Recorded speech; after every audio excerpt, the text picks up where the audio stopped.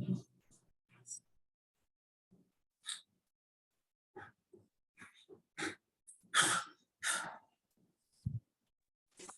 in progress.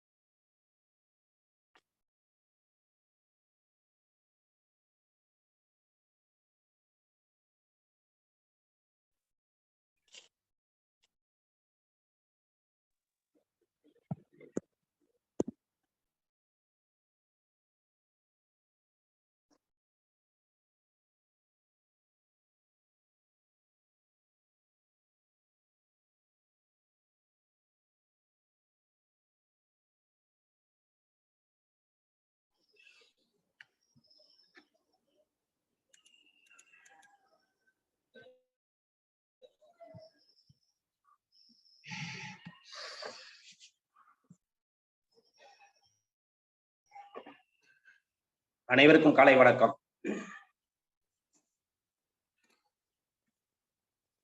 எல்லாம் வல்ல இறைவனின் திருவருளால் ரோட்டரி மாவட்டம் 2981 மாவட்ட ஆளுநர் வி செல்வநாதன் அவர்களின் சீரிய தலைமையில் Rotary club of Karaikal French city வழங்கும் காலை சக்கரம் மனிதனின் இயற்கை வாழ்வியல் முறை உன் உடல் உன் உடன் இந்த திட்டத்தை சிறப்பாக நடத்திக் கொண்டிருக்கும் rotary club of Karaikal French சிட்டியின் உதவி ஆளுநர் ரோட்டரி ரவி அவர்களுக்கும், தலைவர் ரோட்டரியின் குணபாலன் அவர்களுக்கும், செயலாளர் ரோட்டரி ராஜ்குமார் அவர்களுக்கும் மற்றும் சங்க உறுப்பினர்கள் அனைவர்களுக்கும் இன்று நம்முடன் இணைந்து பணியாற்ற காத்துக் கொண்டிருக்கும் rotary club of Cuddalore Pettam சங்கத்தின் உதவி ஆளுநர் ரோட்டரியன் காமராஜ் அவர்களுக்கும், தலைவர் ரோட்டரி ரவிச்சந்திரன் அவர்களுக்கும், செயலாளர் ரோட்டரியின் பாஸ்கரன் அவர்களுக்கும் மற்றும் அவர்களது சங்க உறுப்பினர்கள் அனைவர்களுக்கும் இந்த தருணத்திலே வாழ்த்துக்களையும் வரவேற்புகளையும் தெரிவித்துக் கொள்கிறோம். இன்று நமக்காக சிறப்பு நல்லதொரு கருத்தையும் நல்லதொரு ஆசனங்களையும் அளிக்க காத்துக் கொண்டிருக்கும் ஆசான் கண்ணப்பனையா அவர்களையும், பூங்கொடி கண்ணப்பனம்மா அவர்களையும் மற்றும் நிகழ்ச்சி தொகுப்பாளர் ரமேஷ் மோகன் அவர்களையும் இந்த இணைப்பிலே உள்ள அனைத்து நல் உள்ளங்களையும் இந்த காலை வேளையிலே வாழ்த்துக்களோடு வரவேற்றுக் கொள்கிறோம். இன்று நிகழ்ச்சியின் முதல் நிகழ்வாக ரோட்டரி இறைவணக்கம் வாசிக்க வருகிறார் Rotary club of Cuddalore mid town சங்கத்தின் தலைவர் ரோட்டரியன் ரவிச்சந்திரன் அவர்கள்.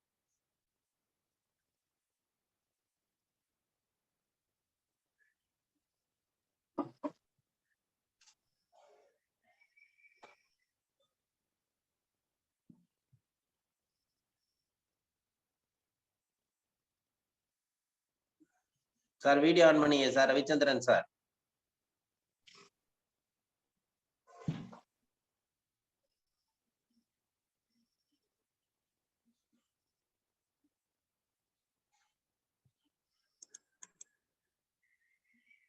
சார் அன்மியூட் பண்ணீங்க. மியூட்ல இருக்குன்னு நினைக்கிறேன். அன்மியூட் பண்ணீங்க.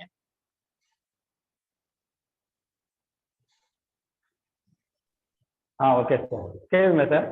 பண்ணி கரெக்டா sir. Okay, thank you sir. Video on பண்ணீங்க. வீடியோ கட் பண்றீங்க. வீடியோ ஆன் பண்ணீங்க. வீடியோ ஆன்ல தான் சார் இருக்குது. சரி, ஓகே சார். விட்டு வருது. சரி, நீங்க படிங்க. ஓகே. ரோட்டரி இறைவணக்கம். இறைவா, மனித குலத்தை படைப்பித்த தந்தையே, உயர்ந்த நிறைவான நன்னெறிகளை அடிப்படையாக கொண்ட ரோட்டரி கொள்கையால் இவ்வியக்க நிறுவனரை அகத்தூண்டுதல் செய்தமைக்கு நாங்கள் உமக்கு நன்றி தெரிவிக்கிறோம்.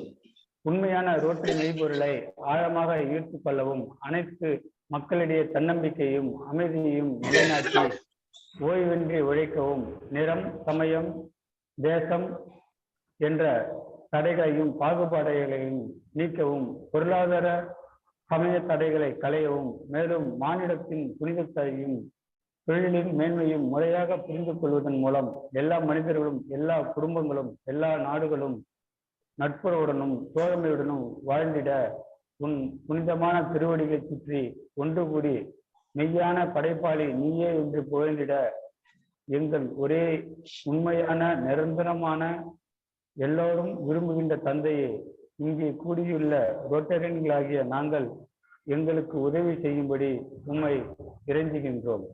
நன்றி, வணக்கம். நன்றி சார். ரோட்டரி இறைவணக்கம் வாசித்த Rotary club of Cuddalore mid town சங்கத்தின் தலைவர் ரவிச்சந்திரன் அவர்களுக்கு நன்றியை தெரிவித்துக் கொள்கிறோம். அடுத்த நிகழ்வாக இறைவேண்டுதல் அளிக்க வருகிறார் பூங்கொடி கண்ணப்பனம்மா அவர்கள்.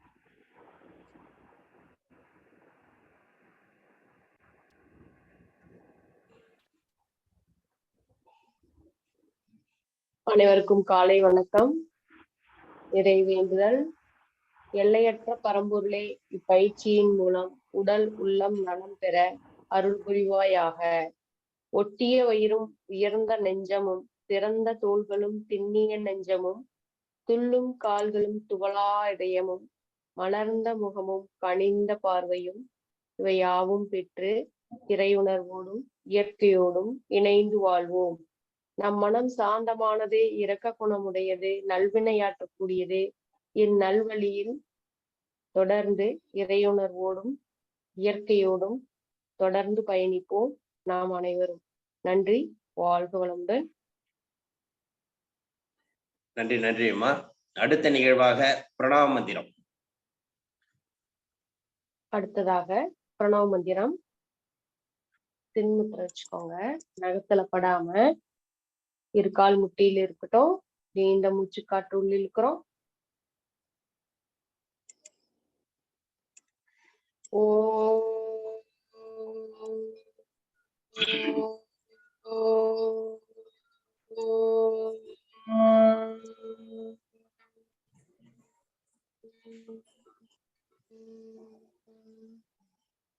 மீண்டும் ஒரு மூச்சு. ஓ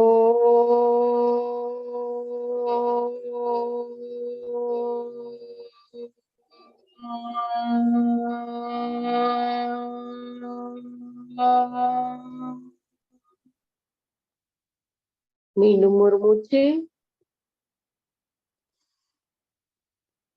ஓ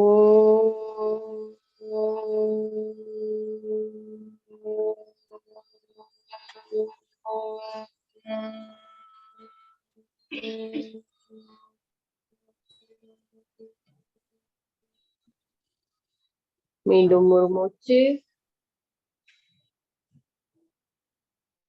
ஓ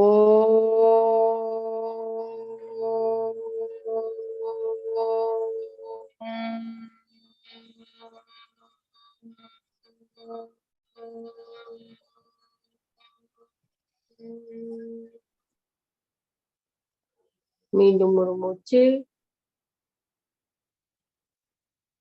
ஓ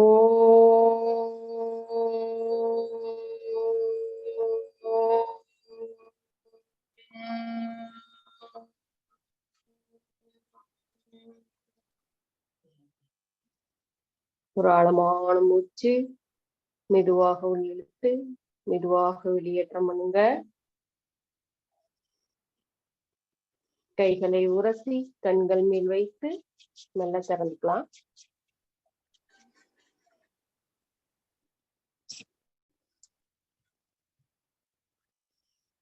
அடுத்ததாக கைத்தட்டல் பயிற்சி. தோள்பட்டையிலிருந்து போய்க்கலாம்.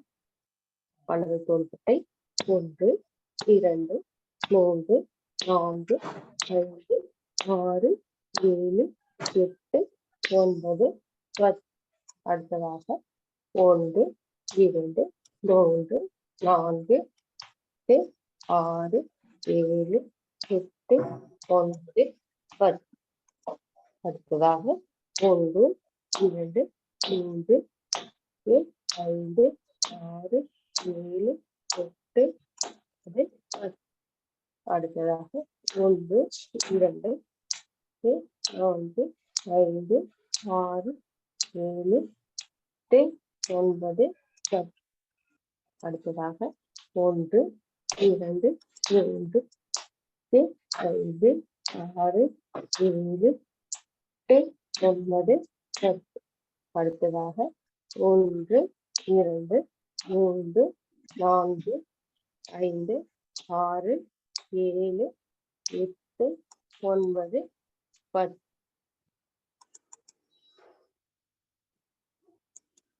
அடுத்ததாக 1 2 3 4 5 6 7 8 9. அடுத்ததாக 1 2 3 4 5 6 7 8 9 10. அடுத்ததாக 1 2 5 6 7 8 9 10. அடுத்ததாக 1 2 3 4 5 6 7 8 9 10. அடுத்ததாக 1 2 3 4 5 6 7 8 9 10. அடுத்ததாக 1 2 3 4 5 6 7 8 9 10. அடுத்ததாக 1 2 3 4 5 6 7 8 9 10. அடுத்ததாக 1 2 3 4 5 6 7 8 9 10. 1 2 3 4 5 6 7 8 9 10. அடுத்ததாக 1 2 3 4 5 6 7 8 9 10. அடுத்ததாக 1 2 3 4 5 6 7 8 9 10. அடுத்ததாக 1 2 3 4 5 6 7 8 9 10. அடுத்ததாக கண்களுக்கு உண்டான பயிற்சி. மேலும் கீழும் வலது இடது இடது வலது, மேல் கீழ் மேல் கீழ் மேல் கீழ் மேல் கீழ் மேல் கீழ், வலது இடது வலது இடது வலது இடது வலது இடது வலது இடது இடது வலது இடது வலது இடது வலது இடது வலது. ஓய்வு. கண்கள் எல்லாம் மூடிக்கோங்க, இறுக்கம் இல்லாம மூடிக்கோங்க.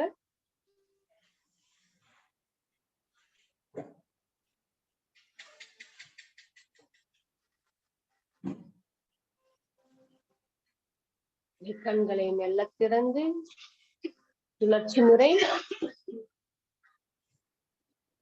வலது மேல் இடது கீழ், வலது மேல் இடது கீழ், வலது மேல் இடது கீழ், வலது மேல் இடது கீழ், வலது மேல் இடது கீழ்.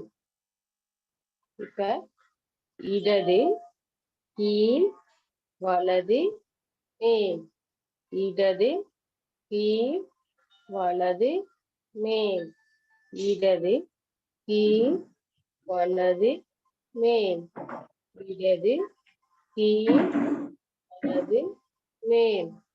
மெல்ல கண்களை மூடிக்கலாம், இறுக்கம் இல்லாம மூடிக்கலாம்.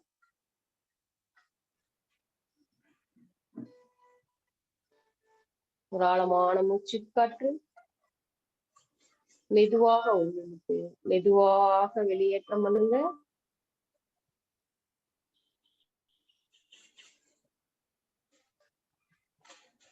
கைகளை உரசி கண்கள் மேல் வைத்து மெல்ல திறந்துக்கலாம்.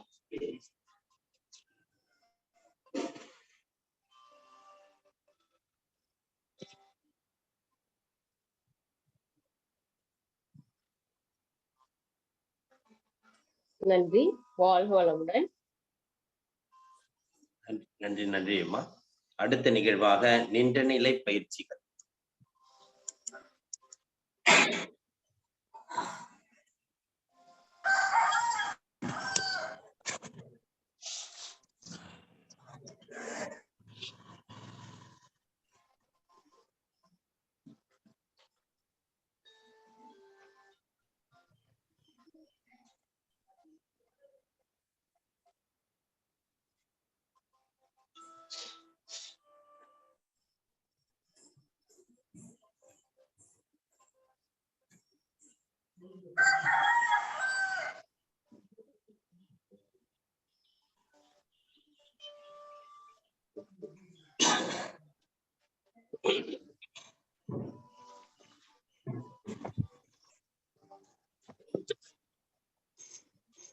ஆப்போசிட்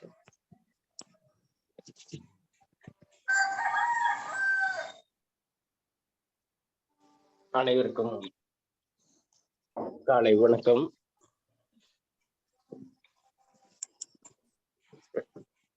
இந்த அற்புதமான காலை வேளையில் பிரம்ம முகூர்த்தத்தில் ஒரு தூய்மையான அமைதியான சூழல் நிலவும் வேளையில் ஆழ்ந்த மூச்சுள் இழுத்து மெல்ல வெளியேற்றுகிறோம்.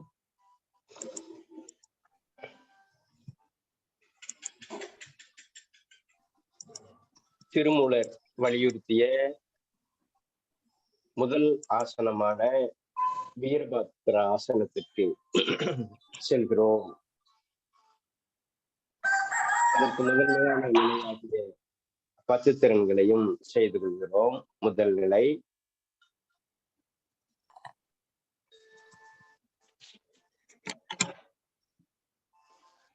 ஒன்று,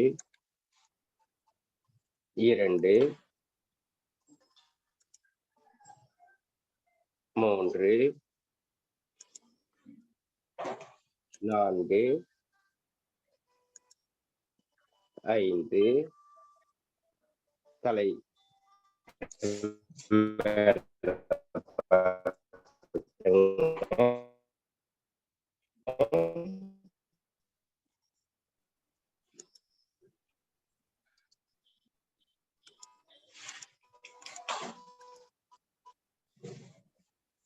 நிலை வரைக்கும் மேல வரட்டும்.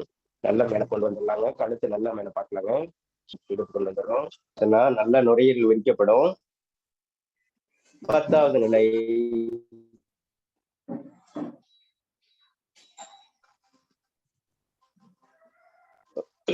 ஒரு நீண்ட மூச்சுக்க. இப்ப அந்த வீரபத்ராசனத்தை போட போறோம்.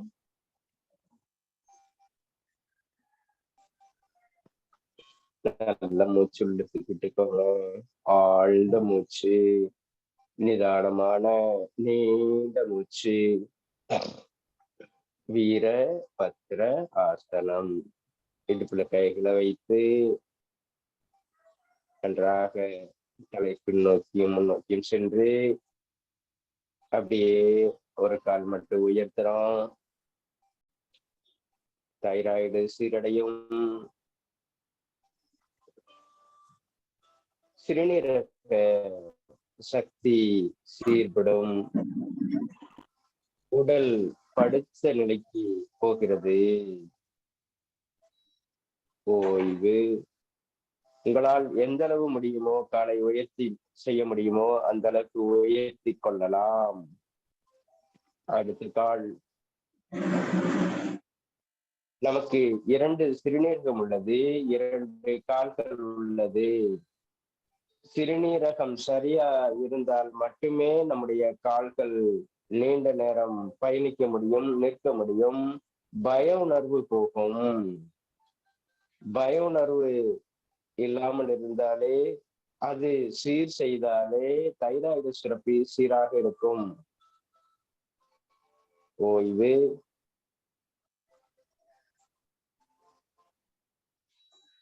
இப்படிப்பட்ட அற்புதமான முதன்மையான முக்கியமான பயிற்சியை திருமூலர் அவர் அனுபவித்து அருளியுள்ளார்.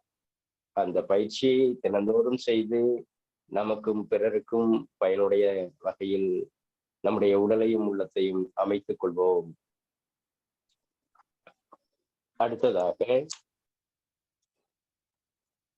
முன்னும் பின்னும் வளைந்ததற்கு மாற்றாசனமாக கோணாசனம்.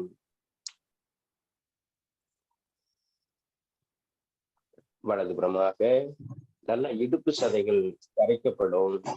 முதுகுத்தண்டு நேராகும்.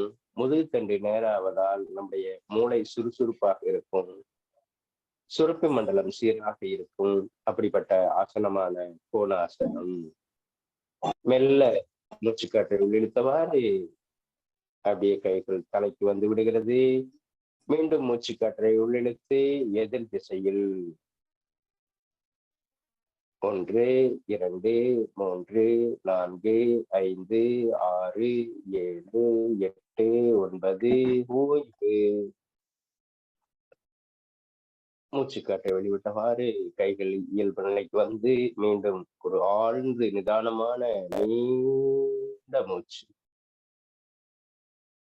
எந்த அளவுக்கு ஒவ்வொரு முறையும் ஆசனத்துக்கு இடையில் ஆழ்ந்த மூச்சு உள்ளிழுத்து விடுகிறீர்களோ, அடுத்த ஆசனம் தடுமாற்றம் இல்லாமல் செய்வதற்கு உங்களுக்கு சக்தி கொடுக்கும், மனதை சீர்படுத்தும்.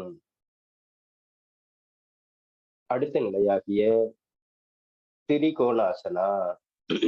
கால்கள் இடைவெளி விட்டு நிறுத்தி கைகள் மேலே உயரும் பொழுது காற்றை உள்ளிழுத்து அந்த காற்றை வெளிவிட்டவாறு வலது கை வலது கால் கட்டை விரலில், இடது கை வானத்தை நோக்கி உள்ளது. 10 வினாடிகள் வைத்துக் கொள்கிறோம்.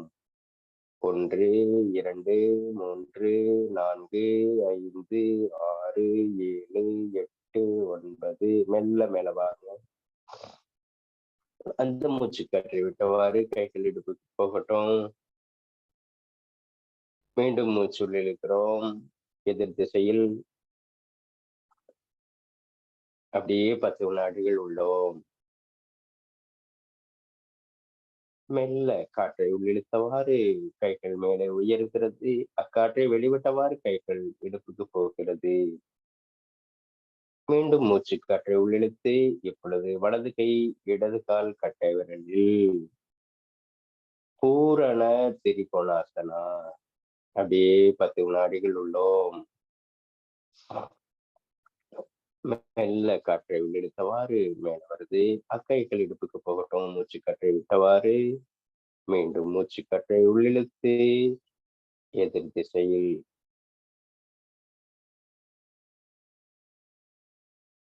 ஓய்வு. கால்களை சேர்த்து வைத்து ஒரு ஆழ்ந்த மூச்சு, நிதானமான நீண்ட மூச்சு.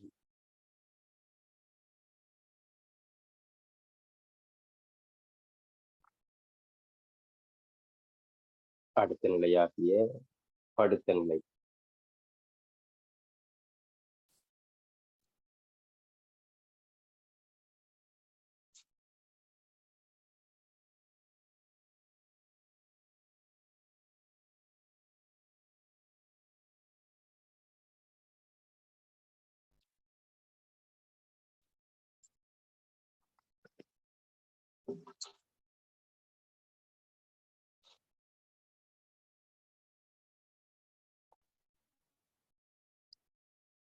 படுத்த நிலையில் உருளாசனம். அனைவரும் படுத்துக் கொள்கிறோம்.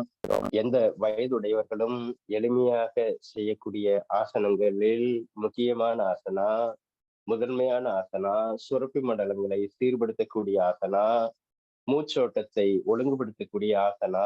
மூச்சோட்டமும் மன ஓட்டமும் ஒன்றோடு ஒன்று தொடர்புடையது. மூச்சு மாறுபட்டால் மனம் மாறுபடும், மனம் மாறுபட்டால் மூச்சு மாறுபடும். ஆகையால் அந்த மூச்சையும் மனதையும் உடலையும் சீர்படுத்தக்கூடிய அற்புதமான ஆசனா இந்த உருளாசனம், அங்க பிரதட்சணம். ஆகையால் கோயில்களில் இதை முதன்மையான பயிற்சியாக வைத்துள்ளார்கள்.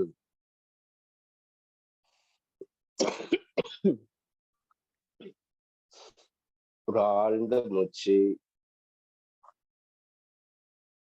கைகளை நீங்கள் மலர்த்தி வைத்து மூச்சு உள்ளிழுத்தால் ஆழமாக போகும். அதே உள்ளங்கைகளை குப்பர வைத்தால் மூச்சு குறைவா. நீங்கள் படுத்த நிலை செய்யும் பொழுது வானத்தை நோக்கி இருக்க வேண்டும்.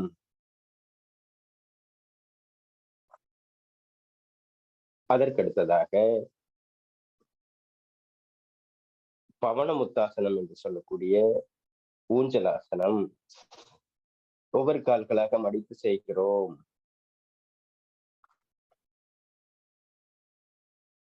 கால் முட்டியில் இருக்கட்டும். நல்ல அடிவயிற்று பகுதி அழுத்தப்படும். மூச்சோட்டம் திறக்கப்படும்.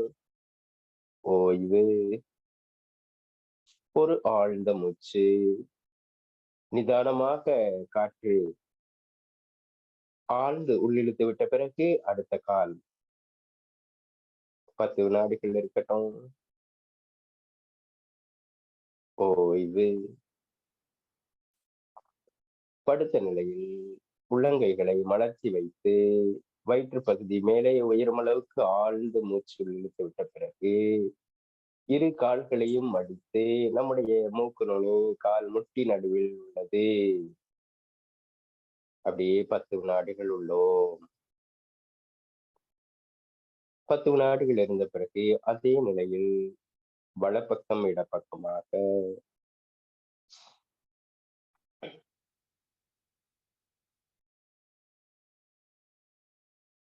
படுக்கையிலிருந்து மேலெழும் பொழுதே இந்த பயிற்சியை நீங்கள் செய்திருப்பீர்கள் என்று நாங்கள் நம்புகிறோம், உணர்கிறோம்.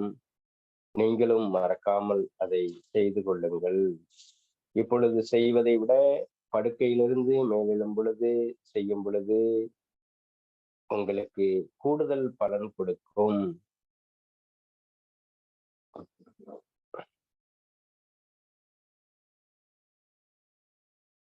ஆழ்ந்த மூச்சு. அடுத்து உத்தான பாதாசனா. ஒவ்வொரு கால்களாக மேல உயர்த்தி நம்முடைய வயிற்று பகுதியில் உள்ள உறுப்புகளுக்கு அழுத்தம் கொடுக்கிறோம். வயிற்று பகுதியை உள்நோக்கி செலுத்துவதற்கான பயிற்சியாக அமைக்கப்பட்டிருக்கிறது. அடுத்த கால் ஒரு 10 வினாடிகள். அடுத்து 2 கால்களையும் சேர்த்து ஓரடி மட்டும்தான் உயர்த்த வேண்டும். 12 இன்ச்சு தான் தரையிலிருந்து மேல இருக்க வேண்டும். அதற்கு மேல் போனால் அந்த பயிற்சிக்கு உண்டான பலன் குறைவாகவே கிடைக்கும்.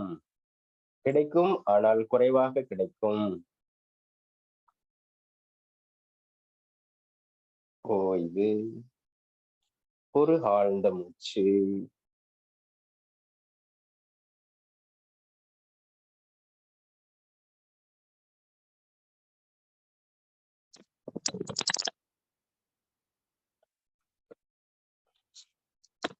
அடுத்ததாக கவுந்து படுத்த நிலை ஆசனங்கள்.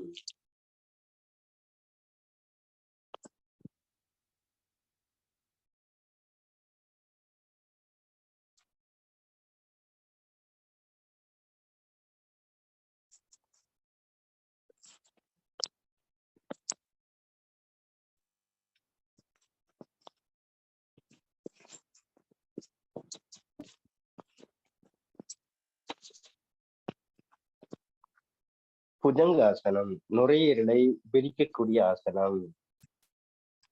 அதோடு மட்டுமில்லாமல் இதுவும் முதுகு தண்டை சீர் செய்வதற்கான ஆசனம். தைராய்டு சுரப்பியை ஒழுங்குபடுத்தும்.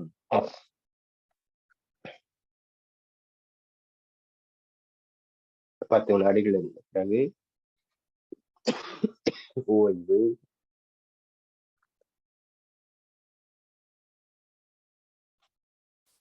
அடுத்து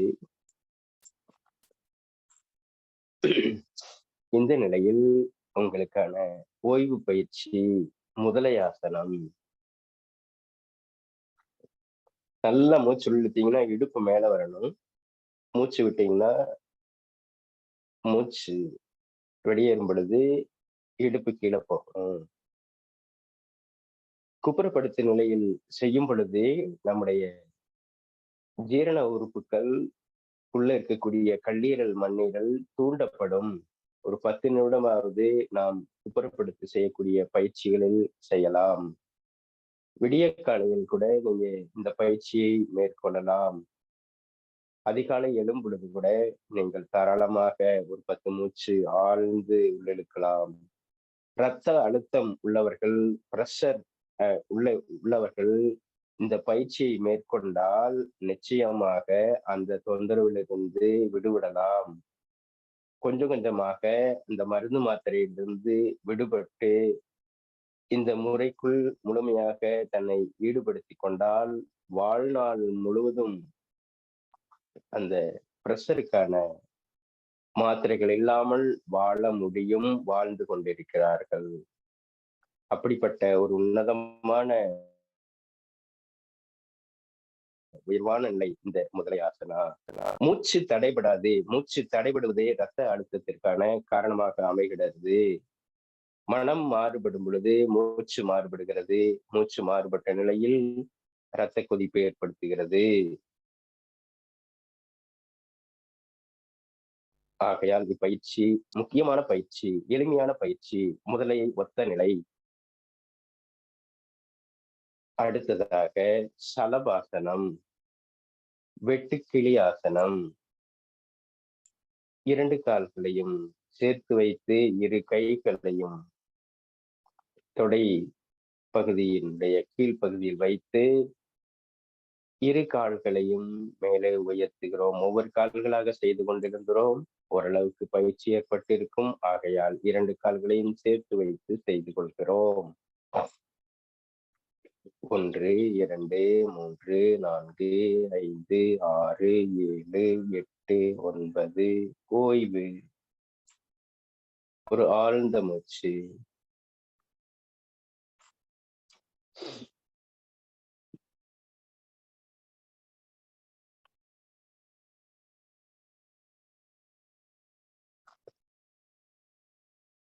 அடுத்ததாக முயல் ஆசனம்.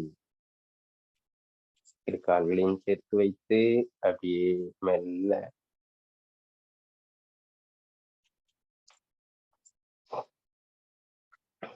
அப்படியே 10 வினாடிகள் உள்ளோம். கைகள் மேலே உயரும் பொழுது காற்று உள்ளே சென்று அக்காற்றை வெளிவிட்டவாறு அப்படியே முயலாசனத்திற்கு சென்று விடுகிறோம். அப்படியே 10 வினாடிகள் உள்ளோம்.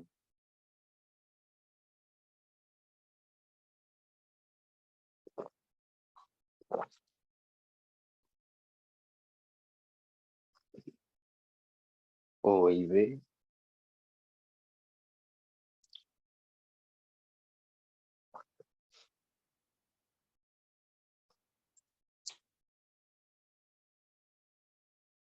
நம்முடைய மூச்சு காற்றே ஒரு நிமிடத்திற்கு 17 to 18 முறை நம்முடைய ரத்தத்தை சுத்தப்படுத்துகிறது.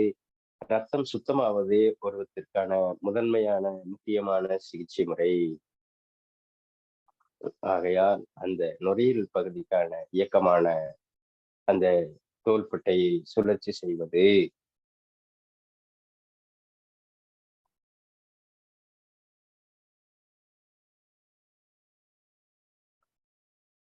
மேலிருந்து கீழாகவும் கீழிருந்து மேலாகவும் சுழற்றி கொள்ளலாம்.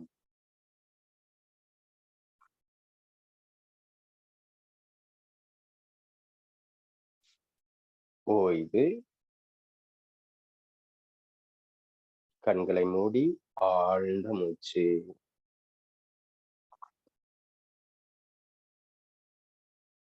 வாழ்க வளமுடன். நலம் பெருக, வளம் பெருக.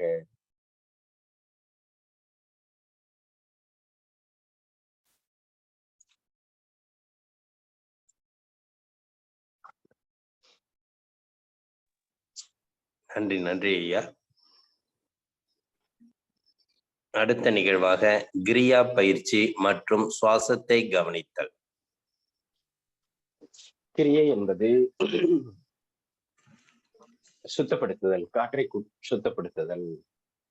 இந்த காற்று சீரடைய வேண்டுமானால் மனம் சீரடைய வேண்டும். மனதை சீர்படுத்துவதற்கு பல்வேறு வழிமுறைகள் உள்ளது. அதுல திருமூலர் சொல்றார், ஆசை அருமீன்கள், ஆசை அருமீன்கள், ஈசனோடு ஆயினும் ஆசை அருமீன்கள், ஆசை படப்பட ஆய்வரும் துன்பங்கள், ஆசை விடவிட ஆனந்தமாகுமே அப்படிங்கிறார். புத்தரும் ஆசையே துன்பத்திற்கு காரணம்ங்க. அப்போ ஆசை பட வேண்டாமா அப்படின்னா, ஆசை என்பது தேவைக்கு மேல் அப்படிங்கிறது இருக்கு.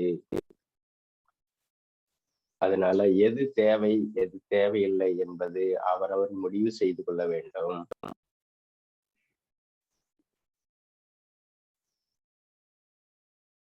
ஆழ்ந்த மூச்சு. ஆக நாம் மனம் ஒரு புரியாத புதிராக கடலினுடைய ஆழத்திற்கு ஒப்பானது என்று சொல்வார்கள். அந்த கடல் அலை வந்து வந்து போய்கொண்டே இருக்கும். அதுபோல் இந்த மனமும் மாறிக்கொண்டே இருக்கும். அப்போ அந்த மனதை பிடிக்க முடியாததால் இந்த சுவாசத்தை பிடிக்கிறோம். ஆக கிரியா பயிற்சி செய்கிறோம்.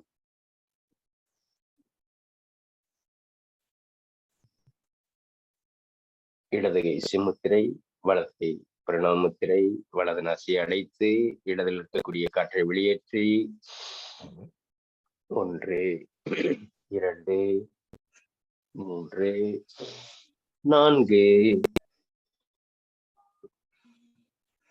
1 2 3 4 1 2 3 4 1 2 3 வேகமாக உள்ளிழுத்து வேகமாக வெளியேற்றுகிறோம்.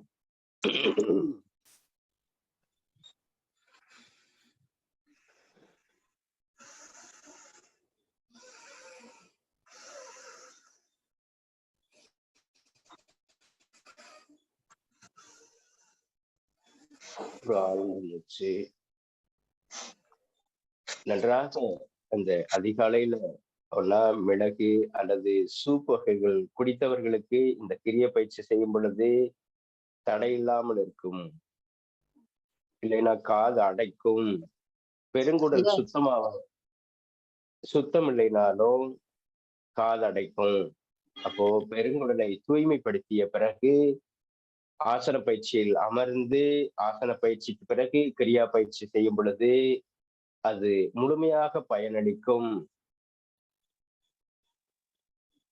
பழம் என்பது சளியை வெளியே கொண்டு வரும். ஒரு இடத்துல டஸ்ட் இருக்குது அப்படின்னா தண்ணி ஊற்றி கழுவி வெளியில கொண்டு வரும்போது அதிகமா வெளியில வரும். அப்ப அந்த வெளியில வர்றத நம்ம நோயின்னு நினைக்கிறோம், பயந்துக்கிறோம். அதனால நல்ல உங்களுடைய பெருங்குடல் சுத்தப்படுத்தணும் அப்படின்னா கனிகள்ல மிக முக்கியமானது அந்த பூவன் சொல்லக்கூடிய அந்த இறைவனுக்கு வைக்கக்கூடிய பழம். அந்த பழம் புளிச்சு போகாத பழமாக இருக்கணும். நல்ல அந்த தாலிய திரட்சியான பழமாக இருக்கணும். அந்த ஏரியாவுல யாராவது ஒரு விவசாய நீங்க கைக்குள்ள வச்சுக்கிட்டு அவங்க கிட்ட அதை நேரடியாக வாங்கும் பொழுது அந்த தாலியை நல்லா பழுக்கும் பொழுது அந்த பழம் புளிக்காது. காலையில அந்த உணவுக்கு முன்னாடி ஒரு 2 பழத்தை 3 பழத்தை சாப்பிட்டு அதுக்கு பிறகு நீங்க ஏதாவது சாப்பிட்ற மாதிரி இருந்தா சாப்பிடலாம். அல்லது தேங்காய் வாழைப்பழம் சாப்பிட்டுட்டு இருக்கிறவங்க சாப்பிடுறோம். அதனால ஒரு முறையாக நீங்க இந்த மழை காலத்துல நீங்க அந்த பழங்கள் நல்லா சாப்பிடும் பொழுது இந்த பருவத்துக்கும் அந்த பழத்துக்கும் ஒத்து போகும். இந்த பழங்களும் கபமுடையது, இந்த பருவ காலமும் கபமுடையது, இந்த உடம்பும் கபமாக இருக்கும். அப்ப அந்த 3க்கும் நல்லா ஒத்து போகும். அதனால பழங்கள் சளி பிடிக்காது, சளியை வெளியேற்றக்கூடிய வேலையை செய்யும். அப்ப நல்ல ஒரு சூப் வகைகள் மிளகுலாம் சாப்பிட்டு உணவுக்கு முன்னாடி சாப்பிடுங்க பழங்களை. ஏன் அப்படின்னா அந்த இனிப்பு சுவை என்பது நம்ம ஏற்கனவே பார்த்திருக்கிறோம் மண்ணீரலுக்கானது. அப்போ அந்த மண்ணீரலுக்கான சுவையை முதன்மையாக கொடுத்து விட்டு அடுத்த உணவுகளை நாம் எடுக்கும் பொழுது இந்த உடல் சீராகும், ஜீரண சக்தி ஒழுங்குபடும். அந்த ஜீரணத்துக்கு ஒரு முறைப்படுத்தி கொடுப்பதற்கு தான் இந்த வேலை. அதனால கட்டாயம் பழங்களை உணவுக்கு முன்பாக சாப்பிடணும். செய்து பாருங்க, நல்ல பெருங்குடல் சுத்தமாகும். அதுலயே அந்த பூம்பழம் அவ்வளவு நல்லா இருக்கும். அதே போல அந்த பப்பாளி பழமும் நம்முடைய பெருங்குடலை சுத்தப்படுத்தும். பெருங்குடலை சுத்தப்படுத்ததான் உங்களுடைய மனம் மேல் நோக்கி போகும். இந்த உணவுகளுக்கு கிடைக்கக்கூடிய விஷயங்களை விட அந்த ஆகாய சக்தியாக மேல இருக்கக்கூடிய சக்தி கீழே உள்ள மனம் மேன்மை அடையணும் அப்படின்னா இந்த பெருங்குடல் சுத்தமானா மட்டும்தான் அந்த மேல இருந்து கிடைக்கக்கூடிய உயர்ந்த நிலையான அந்த ஆகாய சக்தி அந்த மனதை சீர்படுத்துவதற்கு, அந்த மூளையை நல்ல திசை காட்டும் கருவியாக மாற்றுவதற்கு இந்த பயிற்சி உதவும். ஆகையால் நீங்க நல்ல அந்த பெருங்குடலை சுத்தப்படுத்துவதற்கான அனைத்து வேலைகளும் செய்துவிட்டு அதற்கு பிறகு ஆசனம் இந்த கிரியா பயிற்சி செய்யும் பொழுது உங்களுக்கு கூடுதல் பலன் கிடைக்கும். ஒரு நீண்ட மூச்சு.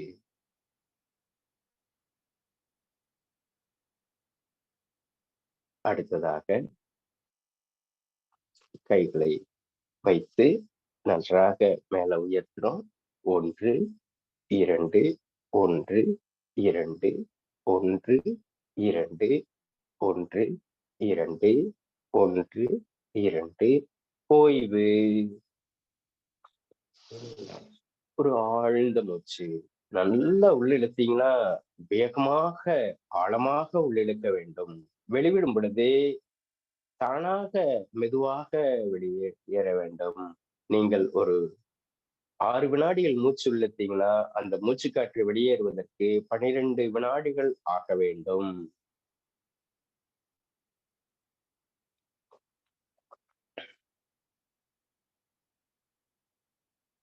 அடுத்ததாக கைகளை பக்கவாட்டில் வைத்து கைகள் உயரும் பொழுது காற்று உள்ளே செல்ல வேண்டும்.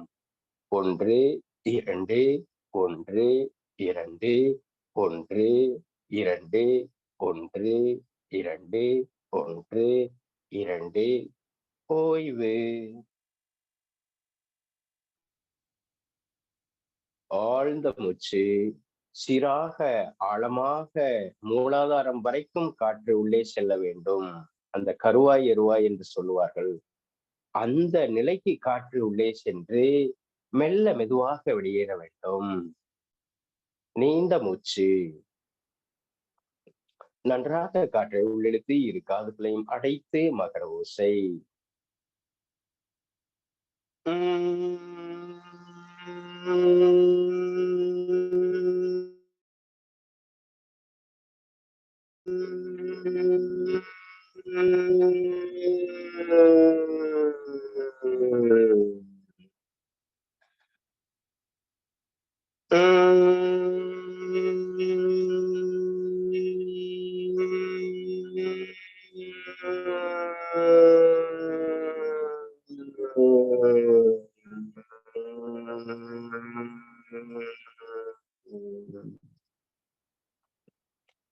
காது நன்றாக இருக்க வேண்டுமானால் பெருங்குடல் நன்றாக இருக்க வேண்டும். காது தெளிவாக கேட்கணும் அப்படின்னா பெருங்குடல் சுத்தமாக இருக்கணும். அப்போ பெருங்குடல் சுத்தமானாதான் காது ஓப்பனா இருக்கும். இல்லைன்னா காது அடைக்கும். பெருங்குடல் அடைத்தால் காது அடைக்கும். அப்போ பெருங்குடலை பிடுங்கி விட்டோம், கேட்டுவால திறந்து விட்டோம்னா இது ஓப்பன் ஆகும். குறிப்பா கோயம்புத்தூர்ல ஒரு அம்மாவுக்கு அந்த பெருங்குடல் சுத்தமாகாமே இருக்கு. காதுல இரைச்சலா இருக்கு, நீரா வடியுது அப்படிங்கிறாங்க. நம்ம ஒரு சின்ன வழிமுறைகள்லாம் சொல்றோம். அது என்னன்னு கூட நம்ம சொல்லிடுறோம் நேரடியாகவே. அதுக்குள்ள நிலாவரை பொடி இருக்கு, அடுத்து கடுக்காய் பொடி இருக்கு, அடுத்து அதுல சீரக பொடி இருக்கு, சுக்கு பொடி இருக்கு, இந்துப்பு இருக்கு, மிளகு பொடி இருக்கு. இந்த 6 பொடிகளையும் ஒன்றாக சேர்ப்பது. இதுல ஒரு ஒரு 500 கிராம் போடுறோம்னா கடுக்காய் பொடியில ஒரு 100 கிராம் போடணும். அடுத்து பாத்தீங்கன்னா இந்த மிளகு பொடியில 50 கிராம், சீரக பொடியில 50 கிராம், இப்படி எல்லாத்துலயும் இது கடுக்காய் பொடி மட்டும் 100 கிராம். இது 500 கிராம் இருந்ததுன்னா இது 100 கிராம். மற்றதெல்லாம் 50 கிராமா போட்டு நல்லா கலந்துட்டு இரவுல ஒரு 1/2 ஸ்பூன் மட்டும் குடிச்சிட்டோம் அப்படின்னோம்னா எப்பேற்பட்ட பெருங்குடல் சிக்கலா இருந்தாலும் அப்படி கம்ப்ளீட்டா காலையில அடிச்சுட்டு போயிடும். அடிச்சிட்டு போன பிறகு அதுக்கு பிறகு ஆசன பயிற்சியில அமர்த்தீங்க அப்படின்னா அது முழுக்க தீர்வாக இருக்கும். நாங்க கூட சிகிச்சை மையத்துல, எங்களுடைய யோகா மையத்துல இவ்வாறு கொடுத்துதான் நாங்க அவங்களுடைய மீட்டெடுக்கிறோம். ஏன்னா சுவாசமே சரி இருக்காதுங்க, மனசே சரி இருக்காது. அந்த மனம் சரியில்லாமதான் அவங்க நோயாளி ஆகிறாங்க. அப்போ அந்த மனம் சரியில்லைனாவே மூச்சு சரி இருக்காது. அப்ப மூச்சு சரியில்லைனாவே நுரையீரலுக்கு சக்தி இருக்காது. நுரையீரலுக்கு சக்தி இல்லைன்னா பெருங்குடல் போகாது. அப்போ செயற்கையாக உணவே மருந்து, மருந்தே உணவு அப்படிங்கிறத தாண்டி கொஞ்சம் மறு உந்து அப்படிங்கிறோம். இந்த பொன்னாவரை, கடுக்காய், இந்த சுக்கு, மிளகு எல்லாமே அஞ்சரைப்பட்டியில வாழ்வியல் இருந்ததுதான். அப்போ அந்த நிலையை கொஞ்சம் கொடுத்துட்டு அதை கொஞ்சம் கொஞ்சமாக டெவலப் பண்ணி அதுக்கு பிறகு ஆசன பயிற்சி, மூச்சு பயிற்சி, உணவு முறைகளை கொடுத்தா அந்த மறு உந்து சக்தியிலிருந்தும் அவங்கள விடுவிக்க முடியும். ஆக இப்படி ஒரு சின்ன சின்ன வழிமுறைகள்ல ஒரு லட்சக்கணக்கான கோடிக்கணக்கான ரூபாய் கொடுத்தாலும் அந்த தொந்தரவுகளை சரிப்படுத்த முடியாத நிலை இன்றைய நிலைப்பாடா இருக்கு. அதனால பெருங்குடலை புடுங்கி விடுவதே, பெருங்குடல் சரியா இருந்ததுனாதான் மூச்சு சரியா இருக்கும். இந்த மூச்சு சரியா இருந்தாதான் மனம் சரியா இருக்கும். நம்ம நோய்ன்னு சொல்றோம். நிச்சயமாக உடலுக்கு நோய் கிடையாதுங்க. 99% உடலுக்கு நோயே கிடையாது. இது மெய்க்கு அடிபிள்ளைன்னு சொல்லுவோம். அப்போ பிரச்சனை எங்க அப்படின்னா மனம்தான். அப்போ மனதை சீர்படுத்துவதற்கு சித்த மருத்துவத்துல முதன்மையான முக்கியமான பயிற்சியாக அந்த ஞாயிற்றுக்கிழமை வியாழக்கிழமை வாங்க அப்படிம்பாங்க. அந்த ஞாயிற்றுக்கிழமை வியாழக்கிழமை வந்தோம் அப்படின்னா அவங்க பேதியை தான் முதல்ல கொடுப்பாங்க.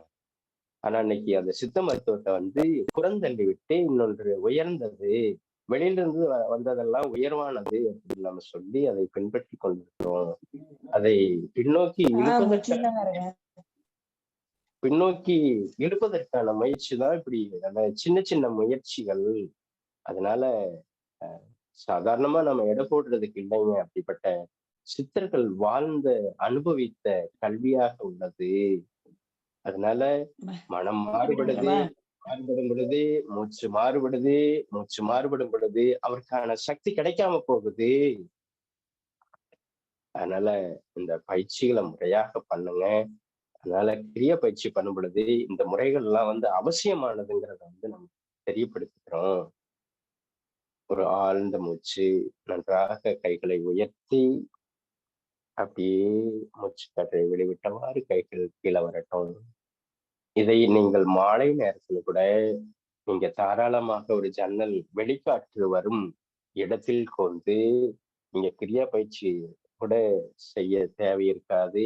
இந்த பயிற்சி மட்டும் ஆசன பயிற்சி செய்யினாலும் பரவாயில்ல, இந்த பயிற்சியை மட்டுமாவது செய்யுங்கள். மற்றவர்களையும் செய்ய வையுங்கள். உங்கள் குடும்பத்தாரையும் உங்களுடைய நட்பு வட்டாரங்களையும் உங்களுக்கு எட்டிய வகையில் உங்களுடைய செவிக்கு காது கொடுப்பவர்களை, உங்களுடைய பேச்சுக்கு காது கொடுப்பவர்களுக்கெல்லாம் ஓதுங்கள். அவர்களும் உயரட்டும்.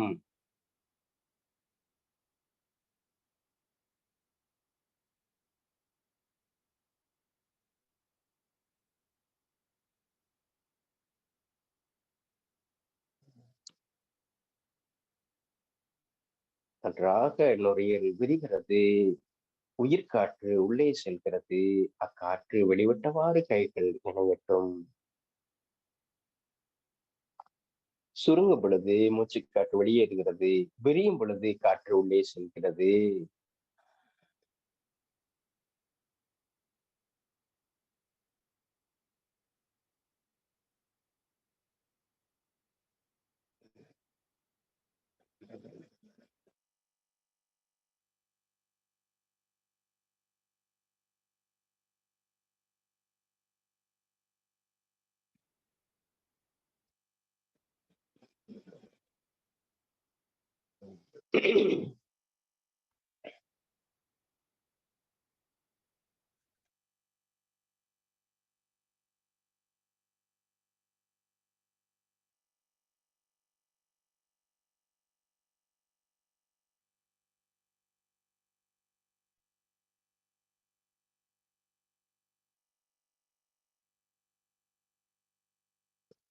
உடலை நேராக வைத்து இறுக்கமில்லாமல் வைத்து உள்மூச்சு வெளிமூச்சை கவனிக்கிறோம்.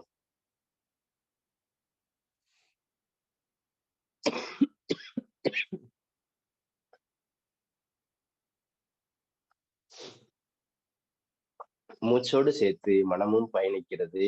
உச்சி முதல் உள்ளங்கால் வரை அனைத்து இடங்களுக்கும் சென்று வரட்டும்.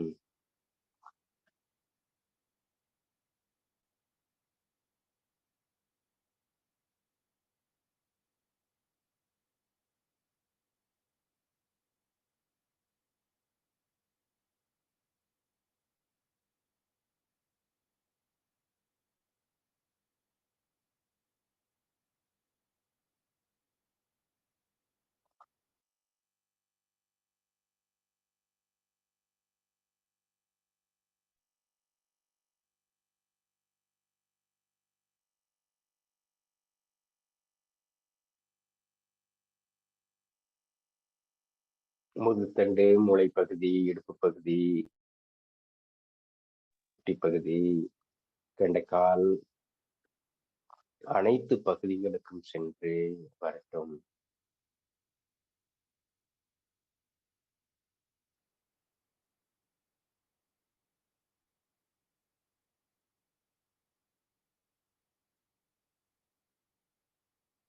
அப்படியே வணக்கம் தெரிவித்து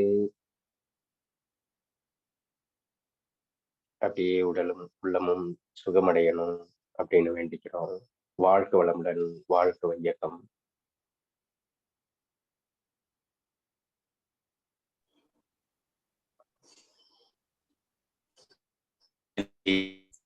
நிகழ்வாக ஹீலர்ஸ் தினம் ஒரு சிந்தனை ஆடியோ மூலம் கேட்க இருக்கிறோம்.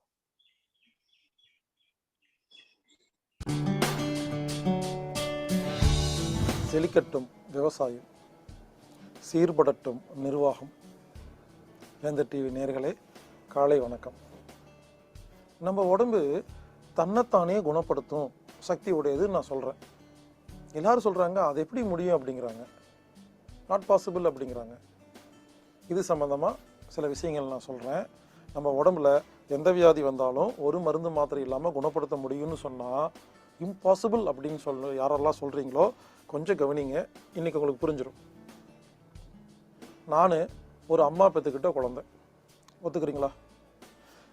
எல்லாருமே ஏதோ ஒரு அம்மா பெற்றுக்கிட்ட ஒரு குழந்தை தானே. ஒரு சின்ன கேள்வி, ஒரு அம்மா எப்படி குழந்தை பெற்றுக்கிறாங்க? இட்லி, தோசை, பொங்கல், சப்பாத்தி எல்லாம் சாப்பிட்றாங்க. இது உடம்புக்குள்ளே போய் கர்ப்பப்பையில் ஒரு குழந்தையா மாதிரி வெளியே வருதா இல்லையா? இப்போ ஒரு கேள்வி, குழந்தைக்கு கண்ணு, காது, மூக்கு, கிட்னி, கணையம் எல்லாமே இருக்கு இல்லையா? ஒரு சின்ன கேள்வி தான்.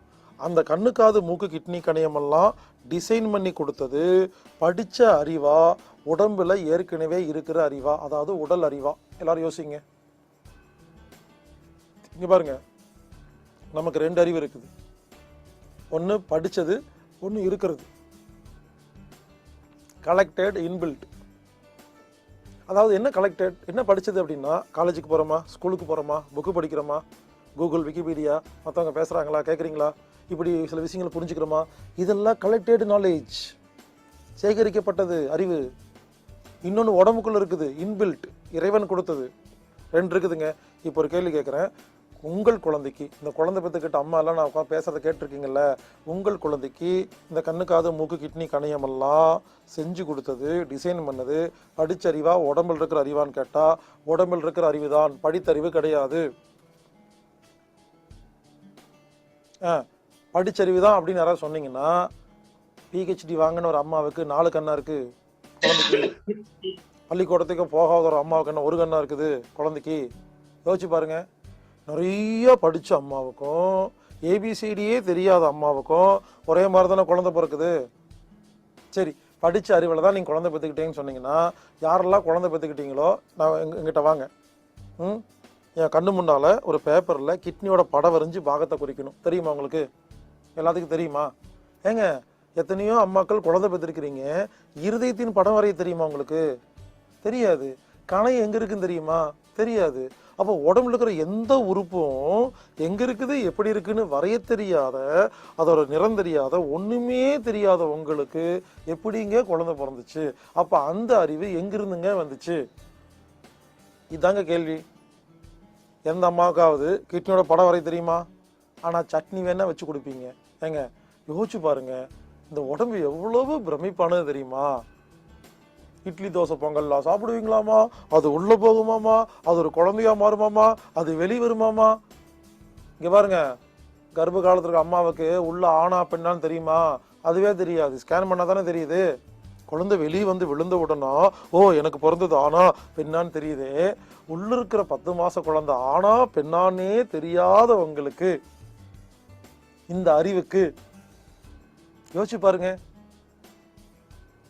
அப்போ எந்த அறிவு பெருசு? உடம்பில் இருக்கும் இறைவன் கொடுத்த அறிவு பெருசா, இல்ல நாம கத்துக்கிட்ட அறிவு பெருசா? இறைவன் கொடுத்த அறிவு தானே பெருசு. அப்ப யோசிச்சு பாருங்க, ஒரு அம்மா 5 குழந்தை பெற்றுக்குவாங்களாமா. 5 இருதயம், 10 கண்ணு, 10 காது. யோசிச்சு பாருங்க. இந்த அம்மாவுக்கு காதுலயோ கண்ணுலயோ இருதயத்திலயோ ஒரு ப்ராப்ளம் வந்தா அதை சரி பண்ண முடியாது உடம்புனால, இதுக்கு மருந்து தான் சாப்பிடணும், மாத்திரை தான் சாப்பிடணும், ஆப்ரேஷன் பண்ணணும்னு சொல்றாங்களே, நல்லா யோசிச்சு பாருங்க. அது எப்படிங்க? புதிதாக 5 இருதயத்தை உருவாக்கி கொடுக்க தெரிஞ்ச ஒரு அம்மாவின் உடம்புக்கு அந்த அம்மாவின் இருதயத்தில் உள்ள ஒரு ப்ராப்ளத்துக்கு மட்டும் ஏன் சரி செய்ய முடியவில்லை? புதிதாக 10 கண்களை உருவாக்கி கொடுத்த ஒரு அம்மாவின் உடம்புக்கு அவங்க கண்ணில் கெட்ட பார்வை தூரப்பார்வை குளுக்காமா வந்தா அதை ஏன் சரி செய்ய முடியவில்லை? புதிதாக கிட்னி கணையத்தை உருவாக்கி கொடுக்க தெரிஞ்ச ஒரு அம்மாவுக்கு அவங்க கிட்னி ஃபெயிலியர் ஆனா ஏன் குணப்படுத்த தெரியவில்லை? உடனே நீங்கெல்லாம் கேட்பீங்க, தம்பி அதே கேள்வி தான் உங்ககிட்ட கேட்குறேன், நீ தானே சொன்ன உடம்பு தன்னைத்தானே குணப்படுத்துன்னு. அப்போ புதுசாக குழந்தைக்கு எல்லா உறுப்பையும் உருவாக்கின ஒரு உடம்புக்கு ஏன் நோய் வருது, அதை ஏன் குணப்படுத்த முடியலன்னு நீங்கள் இதே கேள்வி என்கிட்ட திருப்பி கேட்பீங்க, எனக்கு தெரியும்.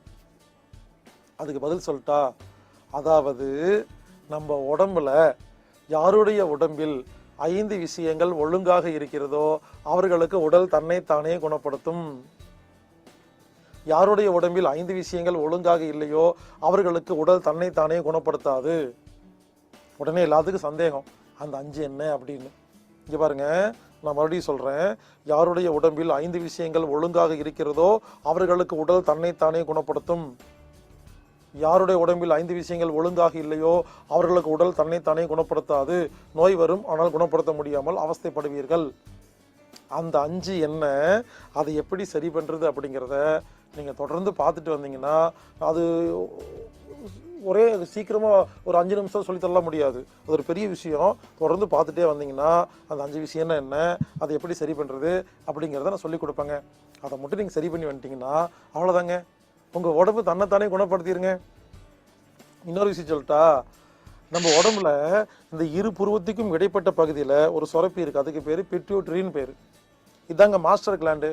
இது என்ன தெரியுமா பண்ணும், இது எல்லா உறுப்புக்கும் எல்லா சுரப்பிகளையும் எல்லா என்சைம்ஸையும் ஒழுங்கா வேலை செய்ய வைக்குதுங்க. இதுக்கு பேரு மாஸ்டர் கிளாண்டுன்னு பேரு. அவர் ஆப்ரேட் பண்றது யாரு தெரியுமா, ஹைப்போதாலமஸ். அவருக்கு கட்டளை கொடுக்கறது யாரு தெரியுமா, தாலமஸ். அவருக்கு கட்டளை கொடுக்கறது யாரு தெரியுங்களா, பீனியல். உச்சந்தலை இருக்கு இல்லையா, உச்சியிலிருந்து கொஞ்சம் கீழே இருக்குது, பீனியல் கிளாண்டுன்னு பேருங்க. அந்த சுரப்பிக்கு நம்ம ஆளுக்கு பேர் வச்சிருக்காங்க பாருங்க, ஆனந்த சுரப்பி. இங்க பாருங்க, யாரெல்லாம் ஆனந்தமா இருக்கிறீங்களோ, ஆனந்தமா வாழ்றீங்களோ, பல பேருக்கு ஆனந்தம்னா என்னன்னு அர்த்தமே தெரியாது, அது அப்புறமா சொல்லிக் கொடுக்குறேன்.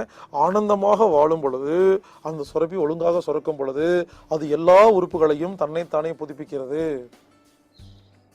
கர்ப்ப காலத்துல அந்த பெண் பாருங்க, கர்ப்பமானவொன்னே ஒரு பூரிப்படைகிறாங்களா, உடம்பு ஒரு மாதிரி ஒரு பூசண மாதிரி ஆகுதா இல்லையா? ஏன்னு தெரியுமா, பீனியல் கிளாண்டு உடனே என்ன பண்ணும், ஓஹோ இந்த அம்மா கர்ப்பமாயிட்டாங்க அப்படின்னு உடனே அது வந்து அந்த குழந்தை உருவாக்குற வரைக்கும் அந்த அம்மா உடம்புல பல்வேறு வேலைகளை பண்ணும். இந்த குழந்தை வெளியே வந்தோன்னு பாருங்க, அந்த அம்மா டல்லா இருப்பாங்க. அப்பதான் மூட்டு வலிக்கும், அப்பதான் முழங்கால் வலிக்கும். ஏன் தெரியுமா, அந்த ஆனந்த சுரப்பி சுரக்கிற வரைக்கும் எல்லாம் ஒழுங்காத்தான் இருக்கிற மாதிரி இருக்கும். அது ஸ்டாப் பண்ணுச்சுன்னா எல்லாம், அதாவது ஆனந்த சுரப்பி என்ன பண்ணுன்னா எல்லா உறுப்பையும் கேர் பண்ணிக்கும். அது சுரக்கிறத விட்டுருச்சுன்னா எல்லா உறுப்புக்கும் வியாதி வரும். அந்த ஆனந்த சுரப்பி என்ன, அது எங்க இருக்கு, அதை எப்படி வேலை செய்ய வைக்கிறது அப்படிங்கிறதும், நமது உடம்பில் 5 விஷயம் என்ன, அதை எப்படி சரி பண்றதுங்கிறத நாம கற்றுக் கொடுக்குறோம். அதை நீங்க கத்துக்கிட்டு கரெக்டா ஃபாலோ பண்ணீங்கன்னா நமது உடம்பு தன்னைத்தானே குணப்படுத்த முடியும். எனவே புரிந்து கொள்ளுங்கள், உலகில் உள்ள எல்லா மருத்துவர்களும் படித்த அறிவில் சிகிச்சை செய்கிறார்கள். எனவேதான் நோய்களை குணப்படுத்த முடிவதில்லை. நமது உடம்பில் உள்ள இறைவன் கொடுத்த அறிவை பயன்படுத்தினால் கண்டிப்பாக அனைத்து வியாதிகளையும் மருந்து இல்லாமல் குணப்படுத்த முடியும்.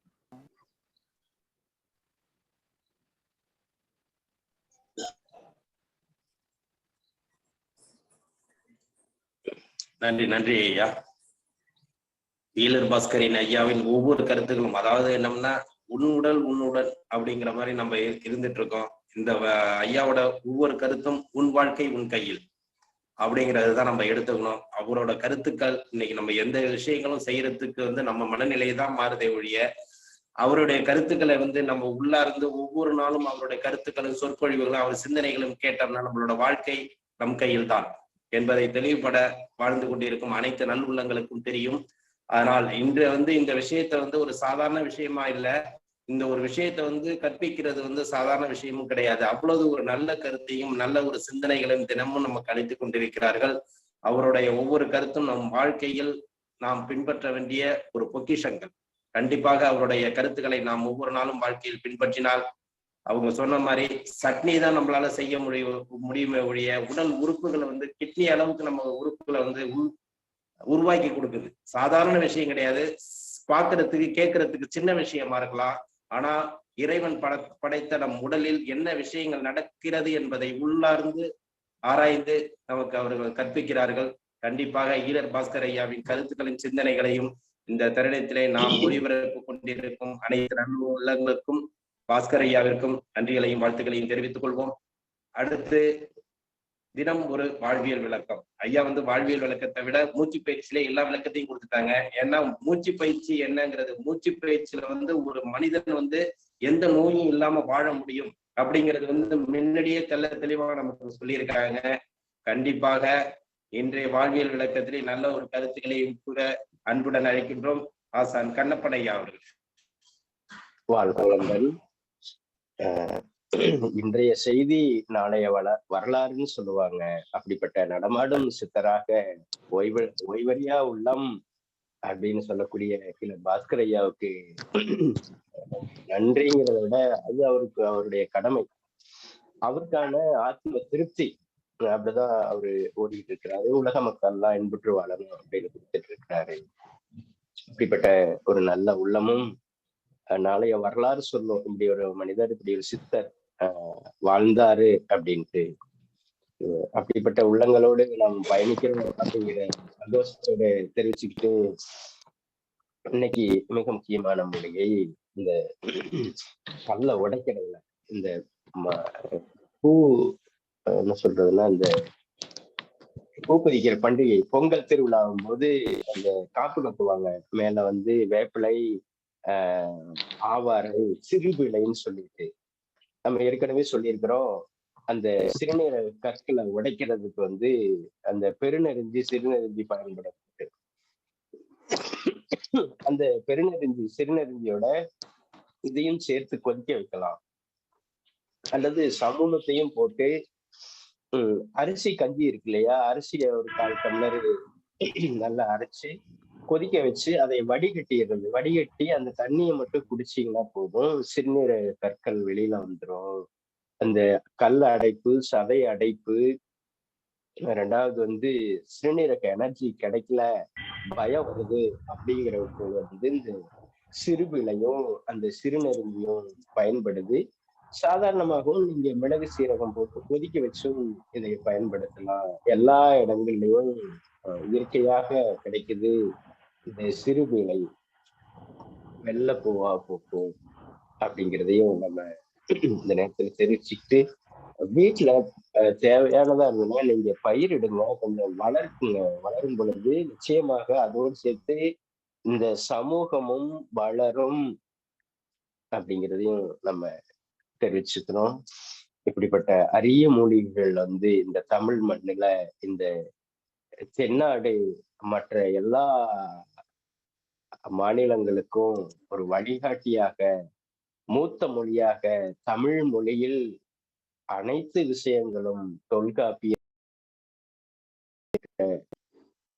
நூல்கள் அனைத்தும் ஒரு மொழியை தெரிந்து கொள்வதற்கு மட்டுமல்லாமல் ஒரு வாழ்வியலை புரிந்து கொள்ளக்கூடிய, வாழ்க்கை நெறியை ஒழுங்குபடுத்தக்கூடிய கல்வி முறையாக காலங்காலமாக உள்ளது, இன்றும் பயணித்து கொண்டிருக்கிறது. அதை பயன்படுத்தி நாமும் இந்த சமூகமும் முன்னெடுத்து உலகை முன்னெடுத்து செல்வோம் அப்படிங்கிறத இந்த தகவலை இந்த சிறு குழுவுக்கு நாம் அறிமுகப்படுத்துகிறோம். இந்த சிறு குழு வந்து உயர்ந்து பல்வேறு நபர்களுக்கு கொண்டு சேர்க்கும் அப்படிங்கிற ஒரு நம்பிக்கையோடு நாம் பயணித்துக் கொண்டிருக்கிறோம். பயணிப்போம். நலம் பெருக, வளம் பெருக, வாழ்க வளமுடன்.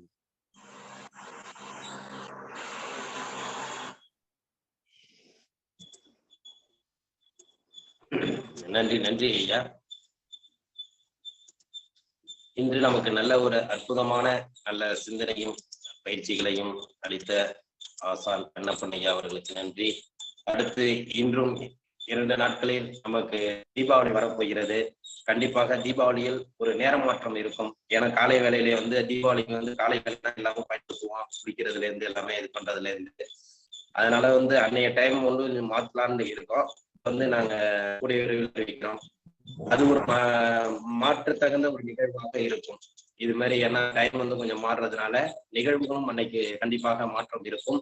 அதனால் அதிக இன்னும் ஒரு 2 நாள்ல உங்களுக்கு தெரிவிக்கிறோம். கண்டிப்பாக இந்த நிகழ்ச்சியை காலை சக்கரம் நிகழ்வை சிறப்பாக நடத்தி கொண்டிருக்கும் rotary club of Karaikal city சங்கத்திற்கும், இன்று நம்முடன் இணைந்து பணியாற்றி கொண்டிருக்கும் rotary club of mid town சங்கத்திற்கும், மற்றும் நமக்கு நல்ல சிந்தனைகளையும் நல்ல அறிவுரைகளையும், அதாவது சித்தர்கள் வாழ்ந்த வாழ்க்கை முறையை இன்று நேரிலே பார்ப்பது போல் நமக்கு நல்ல அறிவுரைகளை கூறி வரும் பாஸ்கர் அவர்களுக்கும், நமக்கு நல்ல அதை உள்வாங்கி நமக்கு நல்ல ஒரு பயிற்சிகளையும் கருத்துக்களையும் அளித்துக் கொண்டிருக்கும் ஆசான் கண்ணப்பனையா அவர்களுக்கும், கண்ணப்பனம் அவர்களுக்கும், இந்த இணைப்பிலே உள்ள அனைத்து நல் உள்ளங்களுக்கும் இந்த காலை வேளையிலே வாழ்த்துக்களையும் நன்றிகளையும் தெரிவித்துக் கொள்கிறோம்.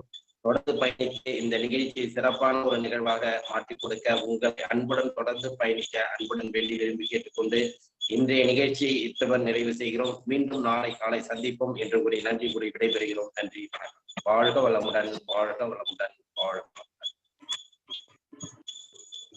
வளமுடன். நன்றி, வணக்கம். நன்றி, வாழ்க வளமுடன் ஐயா. நன்றிங்க ஐயா. நன்றிங்கம்மா, நன்றி. ஐயா அந்த சமூலத்தை கொஞ்சம் காமிங்க, அது பேர் என்ன சொன்னீங்க? ஆமா, உங்களுக்கு வாட்ஸ்அப்ல எடுத்து போடுறோம்னா சிறுபீளை. இந்த நீங்க காப்பு கட்டுன்னு சொல்லுவீங்க இல்லையா, தைப்பொங்கலுக்கு. அந்த தைப்பொங்கலுக்கு காப்பு கட்டுறதுல இது இல்லாம காப்பு கட்ட மாட்டாங்க. சிறுபீளை, சிறுபீளை, சிறுகன் பீளை, சிறுபீளைன்னு சொல்லுவோம். அப்புறம் சரிங்க. இன்னொரு டவுட், இப்போ அந்த பெருங்குடல் சுத்தம் பண்றதுக்கு பொடிகள்லாம் சொன்னீங்க இல்லைங்களா, ஆமாங்க. அது பொடிகள்லாம் சொன்னீங்க இல்லையா, பொடிங்க செஞ்சு இன்னொரு முறை சொல்லணுங்களா? ஆமாங்கய்யா. ஆமா, நிலாவர பொடி. நிலாவர பொடி ஆமா, ஒரு 4% வச்சுக்கணும். ஒரு 500 கிராம் 400 கிராம் வச்சுக்குங்க. 500 கிராம் வச்சுக்கோங்க. அதுல வந்து கடுக்காய் பொடி எல்லா சித்த மருத்துவ கடையிலையும் கட்டாயம் கிடைக்கும். கடுக்காய் பொடி. அடுத்தது வந்து சுக்கு பொடி. அதுக்கு அடுத்து வந்து இந்து உப்பு ஒரு 20 கிராமோ 15 கிராமோ வச்சுக்கோங்க. இந்து உப்பு, சீரகம், மிளகு பொடி, இது மட்டும் வச்சுக்கோமா. சித்திரத்தை இருக்குன்னா வச்சுக்கலாம், இல்லைன்னா இந்த 6 பொருளே போதுமா. இதுவே போதும். இந்த கடுக்காய் பொடியும் இந்த நிலாவர பொடியும் நல்ல 2 ஒன்னோட ஒண்ணு கலந்து நல்லா சுத்தப்படுத்தும். பொடி பவுடரா கிடைக்குது இல்லையா, அதை வாங்கி அப்படியே சாப்பிடலாம். ஆமாங்க, நீங்க அப்படியே கலந்துக்கலாங்கம்மா. கலந்து எங்களுடைய உறவினர் வீட்டுக்கெல்லாம் போனீங்கன்னா பலகாரம் எல்லாம் வாங்கிட்டு போறீங்க இல்லையா, அதோட சேர்த்து இதுவும் ஒரு பாக்கெட் வாங்கி கொண்டு போயிருங்க. அதெல்லாம் சாப்பிட்டா வயிறு அடைக்கும், இது சாப்பிட்டா காலி பண்ணும். உண்டு கழித்தல்னு சொல்லுவோம். அப்ப நான் உண்பதற்கு மட்டும் கொண்டு வரல, கழித்தலுக்கும் கொண்டு வந்திருக்கேன், நான் தான் முழுமையை கொடுக்க போறேன் அப்படின்னு கொடுங்கம்மா. இது நைட்ல தான் சாப்பிடணும். ஆமாங்கம்மா, இரவு உணவுக்கு பின்பு வெந்நீர்ல தான் சாப்பிடணும். நல்ல கேள்விங்க, அழகா கேட்டீங்க. மற்றவங்களுக்கு பயனுடையதா இருக்கும் அப்படிங்கறத தெரிவிச்சுட்டு, இரவு உணவுக்கு பின்பு ஒரு 1/2 ஸ்பூன் போட்டீங்கன்னா போதும் வெந்நீர்ல. ரொம்ப நன்றிங்க. நன்றிங்கம்மா.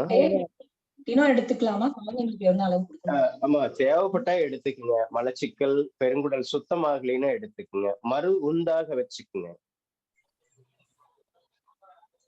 தொடக்கமாக குழந்தைகளுக்குன்னா ஒரு 1/4 ஸ்பூன் மட்டும் கொடுங்கம்மா, போதும். கட்டாயம் குழந்தைகளுக்கு கொடுக்க வேண்டியது இருக்கு. அந்த மாதிரியான உணவு முறைகள் தான் இன்றைய நடைமுறையில இருக்கு.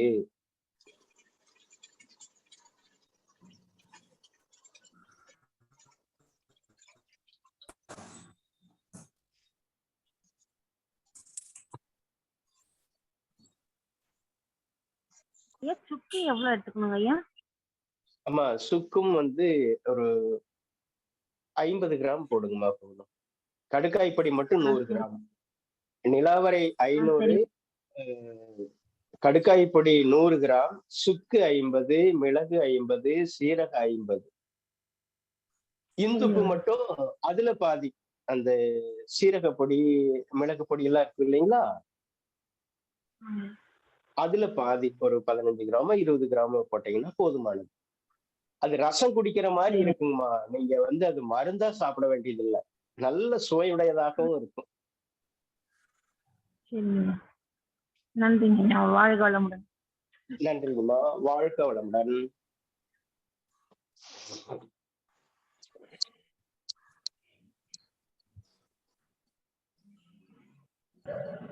நன்றிங்க ஐயா, வாழ்க வளமுடன்.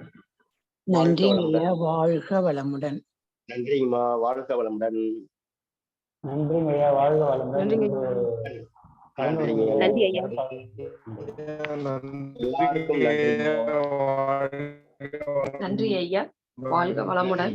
நன்றிங்க, நன்றிங்க. ஐயா கண்ணப்பையா ஒரு கேள்வி. ஐயா கண்ணப்பையா. ஐயா கேளுங்க ஐயா. ஒரு கேள்வி ஐயா. கேளுங்க ஐயா. ஐயா ஒரு விண்ணப்பம் ஐயா. ஐயா இப்போ வந்து குடிப்பழத்துக்கு அடிமையா இருக்காங்க ஐயா, அவங்கள மாத்துறதுக்காக ஏதாவது மூலிகை மாதிரி இருக்கா ஐயா? அவங்க வந்து குணமா? ஆமா, அவங்க முடிவு பண்ணணும். அகத்திக்கீரை சூப்பை வந்து ஒரு மாசத்துல 3 நாள் தொடர்ச்சியா குடிக்கணும். ஒருவேளை உணவு பழங்களாக எடுத்துக்கணும். நல்ல நூல்கள், நல்ல நட்பு. முதல்ல வந்து அவங்களுடைய செல்போன்ல இருக்கக்கூடிய நபர்களை வந்து கட் பண்ணிட்டு புதிய நண்பர்களாக எடுத்துக்கணும். தொழில் முறையில குறிப்பா வந்து பசிச்சதுன்னா போய் பழச்சாறுகளாக குடிச்சுக்கிட்டே இருக்கணும். ரத்த சுத்தமாகணும். உள்ள ஒண்ணு இருக்கு, உள்ள இருக்கிறதுனாலதான் அது கேக்குது. அப்ப உள்ள இருக்கிறத வந்து கம்ப்ளீட்டா டோட்டலா வெளியேற்றணும். சரிங்க. ஏன் குறிப்பா நானே அப்படிதான் வந்தேன், நான் அப்படிதான் மாத்திக்கிட்டேன்.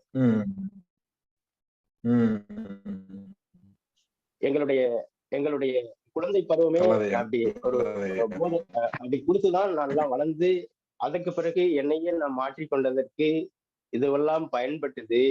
இப்போ என்னுடைய உடம்புல அந்த வாசனை வந்தா கூட அதை நுகர முடியாது.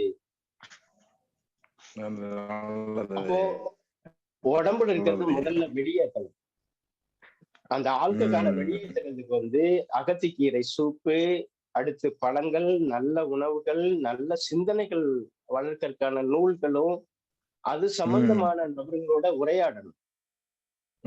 மெயின் அகத்திக்கீரை சூப் கொடுங்க. அதுதான் மிகச்சிறந்த மாமருந்தாக கொடுக்கப்படுது. பல்வேறு ஆயுர்வேதிக் மருத்துவமனைகள்ல அகத்திக்கீரை கொடுத்துதான் அந்த குடிப்பழக்கத்திலிருந்து விடுவிக்கிறாங்க. செய்து பாருங்க, ரொம்ப நல்லா. அது எப்படி செய்யலாம் ஐயா? அது அகத்திக்கீரை சூப் எப்படி பண்றது ஐயா? சாதாரணமா கீரையை போட்டு அப்படியே அதை வேக வச்சு ஒரு கைப்பிடி அளவு அகத்திக்கீரை சூப், அகத்திக்கீரை எடுத்து பூண்டு மிளகு சீரகம் போட்டு கொதிக்க வைத்து மாதத்தில் 3 நாள் மட்டுமே குடிக்க வேண்டும், வெறும் வயிற்றுல. சரிங்க ஐயா, சரிங்க ஐயா. நன்றி ஐயா, நன்றி ஐயா. நன்றிங்க. ஐயா ஐயா, எனக்கு ஒரு இது உங்ககிட்ட கேட்கணும் இருக்குங்க. சொல்லுங்க. இப்ப அல்சர் உள்ளவங்களுக்கு எல்லாம் அதுக்கு வேண்டிய ஏதாவது ஒரு தீர்வு இருக்குங்களா ஐயா? அகத்திக்கீரை சூப் குடிங்க. தீ சூடாகிதான் வந்து அந்த அல்சர் உண்டாகுது. அப்ப அகத்திக்கீரை சூப் குடிங்க, திரிபலா குடிங்க. தேங்காய் எண்ணெயில சமைச்சு சாப்பிடுங்க. தேங்காய் எண்ணெயை மேல வச்சாலும் புண்ணாரும், அதே சமயத்துல தேங்காய் எண்ணெயில சமைச்சு உள்ள கொண்டு போனாலும் நிச்சயமாக அல்சர் வந்து முழுக்க விடுபடலாம். 2வது அல்சருக்கு வந்து பித்த நீர் தான். இரவு தூக்கம் நன்றாக இருக்கணும். நீங்க எதுக்காக வேண்டியும் கண் விழிச்சிருந்தீங்க அப்படின்னா, நீங்க எந்த மருந்து சாப்பிட்டாலும் சரி, கோடி ரூபாய் கொடுத்தாலும் உங்களுடைய அல்சரை குணமாக்கவே முடியாது. அப்போ ஒருத்தருடைய அல்சரை குணப்படுத்துவதற்கு தூக்கமே மருந்து. நல்லது. அப்புறம் வேற ஏதாவது உணவு பழக்கத்துல ஏதாவது சாப்பிடுறதுல ஏதாவது? ஐயா, புளிச்சு போனதெல்லாம் அரிக்கும். இப்போ புளிச்சு போனதுல பாத்தீங்கன்னா இட்லி தோசை மாவு, அந்த சவப்பெட்டியில வச்சு செய்யக்கூடிய அந்த உணவுகள் எடுத்துக்க கூடாது. அடுத்து வந்து பால் பொருட்கள் வந்து உடனே ஜீரணிக்காது. அப்போ பால் பொருள்களை வந்து கொஞ்சம் குறைச்சிட்டு இந்த இட்லி தோசை மாவு பால் பொருள் குறைச்சணும். 3வது வந்து பசிக்காம சாப்பிடுறது. பசிக்காம சாப்பிட்டாலும் அல்சர் ஆகும். பசிக்கிற போது உணவு கொடுக்கலினாலும் அல்சர் உருவாகும். அந்த பித்த நீர் உள்ள போகும் பொழுது இருக்கணும். உணவு இல்லைன்னா அந்த இடத்துல ஓட்டையே போட்டுரும். அப்போ பித்த நீர் தான் அல்சருக்கான காரணமா வழிய நம்முடைய உணவு முறைகள்ல காரம் அல்ல. காரத்தினால அல்சர் வந்துன்னு சொல்லுவாங்க. ஏன் எங்க வீட்டுல பச்சை மிளகாய் நாங்க பயன்படுத்துறோம். எங்க வீட்டுல தேங்காய் சட்னினா பச்சை மிளகாய் இல்லாம தேங்காய் சட்னி அரைக்கிறது கிடையாது. பச்சை மிளகாய் கொடுத்து தேங்காய் சட்னியும் கொடுத்து பல்வேறு நபர்களை நாங்க மீட்டெடுத்திருக்கிறோம். அதனால உணவுல பிரச்சனையை விட நம்ம வாழ்க்கை முறை, 2வது வந்து அந்த சிந்திக்கிற முறை, இதுலதான் பிரச்சனை. மனம்தான் பிரச்சனை.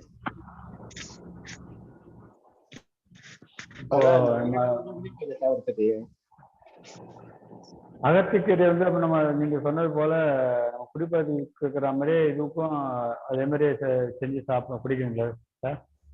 ஆமாங்க, கண்டிப்பா குடிக்கணும். அதுக்கு பிறகு யாராவது நேரடியாக அல்லது சம்பந்தப்பட்டவங்க கிட்ட கொஞ்சம் தொடர்புலயே இருக்கணும். அடுத்து என்ன பண்ணலாம் என்ன பண்ணலாம்னு. நிச்சயமாக பல்வேறு நபர்களை நாங்க மீட்டு கொண்டு வந்திருக்கிறோம். சாதாரணமானவங்கள அனுபவத்துல டெய்லியும் குடிக்கிற நபர்களை கூட அகத்திக்கீரையை கொடுத்து முழுக்க விடுபட்ட முடியுது. ஏன்னா இந்த உடம்பு இருக்கிறத நீக்கிறதுக்கு அது முதன்மையானதாக இருக்குது. உணவு முறையும் இந்த அகத்திக்கீரை சூப்பையும் குடித்தீங்கன்னா அந்த நபரை குடிக்க வேண்டாம்னே சொல்ல வேண்டியதில்லை. நீங்க இந்த உணவு ஃபாலோ பண்ணிக்கணும். 2வது அகத்திக்கீரை சூப் குடிச்சிட்டே இருந்தீங்கன்னா தன்னால் அது விடுபடும், வெளியேறும். அல்சருக்கும் மெயினான இது இந்த அகத்திக்கீரை சாப்பிட்டு நீங்க சொல்ற மாதிரி பால் பொருள்லாம் தவிர்த்துட்டா சரியா இருக்குங்களா சார்? நல்ல தூக்கம் இருக்கணும். 2 நல்ல தூக்கம் இருக்கும். ஆமாங்க, பெருங்குடல் சுத்தமானாவே ஆழ்ந்த தூக்கம் வருங்க. அற்புதமான தூக்கம் வரும். ஒரு ஆனந்த நிலை சொன்னார் இல்லையா, அந்த குட்டி வேலை செய்யறதுக்கு வந்து அந்த பெருங்குடல் சுத்தமானாவே நல்லா வேலை செய்யுங்க. செய்து பாருங்க. ஒரு ஆனந்தமான வாழ்க்கை இருக்கு, ஒரு நிறைவான வாழ்க்கை இருக்கு, ஒரு மகிழ்ச்சியான சந்தோஷமான ஒரு நிலை இருக்கு.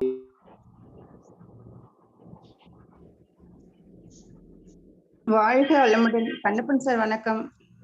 வணக்கம் கஸ்தூரி அம்மா, வாழ்க வளமுடன். ஒரு சந்தேகம். இந்த உடல்ல வந்து பிளாக் கலர், கருப்பு கலர்ல வந்து தோல்ல ஏதாவது இந்த எரிச்சல் நமிச்சலோட வந்தா அதுக்கு என்ன இந்த மாதிரி உணவு முறையில வந்து எடுத்துக்கிட்டாக்கா குணமாகும்?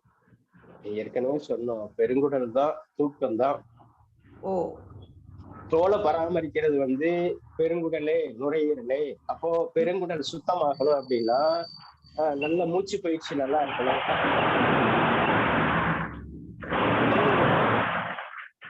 மூச்சு காற்று சீராக போய் வரணும். அப்படி போய் வந்தாலே தோல்ல இருக்கக்கூடிய அத்தனை பிரச்சனைகளும் சரியாகும். மண்குளியல் போடுங்க. நல்லா அந்த மிளகு, மஞ்சள், நெல்லி, வேப்பிலை, மாட்டு கோமியம் இருந்ததுன்னா ஊத்தலாம். இல்லைன்னா சிறுநீர், குழந்தைகளுடைய சிறுநீரோட கலந்து 5 கலந்து அந்த புற்றுமண்ணுக்குள்ள கலந்து அப்ளை பண்ணலாம். இந்த தோலும் சுவாசிக்குது. அப்படி போட்டுக்கிட்டு மூச்சு பயிற்சி பண்ணிக்கிட்டே வந்தா நிச்சயமாக விடுபட முடியும். மனதிலிருந்து விடுபட முடியும். குணம் என்பது உடல் மட்டுமல்ல, உங்களுடைய உள்ளமும் குணமாகும் அப்படிங்கறத ஆணித்தரமாக சொல்லுவோம்.